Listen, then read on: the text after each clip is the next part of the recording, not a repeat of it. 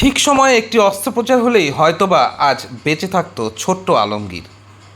এই তো কদিন আগেও হেসে খেলে বেড়ালো, কিন্তু ভাগ্যের অসীম পরিহাসে অকালেই মৃত্যুর কোলে ঢলে পড়ল জামালদহের মসজিদ পাড়ার ৩ বছরের আলমগীর।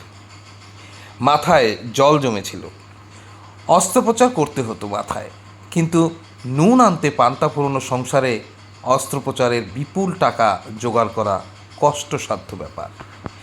1 মাস আগে শিলিগুড়িতে স্বাস্থ্যসাথী কার্ড নিয়ে নার্সিংহোমের দৌড়ে দৌড়ে ঘুরেও চিকিৎসার ব্যবস্থা হয়নি। প্রতিবেশী তথা স্থানীয় এক বিজেপি নেতা প্রশান্ত সাহা বাচ্চাটিকে কলকাতায় এনআরএস হাসপাতালে নিয়ে আলমগীরের অস্ত্রোপচারের ব্যবস্থা করেন। 24শে এপ্রিল তারা কলকাতার উদ্দেশ্যে রওনাও দেন। 27শে এপ্রিল সেখানে অস্ত্রোপচারের তারিখ ছিল, কিন্তু বৃহস্পতিবার সন্ধ্যায় কলকাতাতে মৃত্যুর কোলে ঢলে পড়ে ছোট্ট আলমগীর। শুক্রবার সকাল 11টা নাগাদ জামালদহের বাড়িতে অ্যাম্বুলেন্স এসে পৌঁছায় তার মৃতদেহ।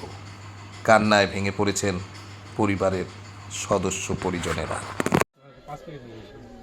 যেটা তো হওয়ার হয়েই গেছে, কারণ অনেক চেষ্টা করা হলো, স্বাস্থ্যসাথী কার্ড যেহেতু কোনো ট্রিটমেন্টই হলো না, তারপরে কলকাতায় এনআরসি নিয়ে যাওয়ার পরে ট্রিটমেন্টের শুরু হয়, টেবিলে নেয়, টেবিলেই এক্সপায়ার করে। আচ্ছা, ওনার কী হয়েছিল?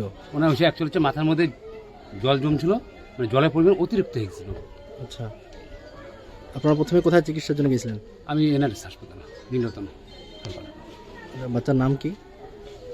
আমি আলমগীর হোসেন ইসলাম। বাড়ি কোথায়?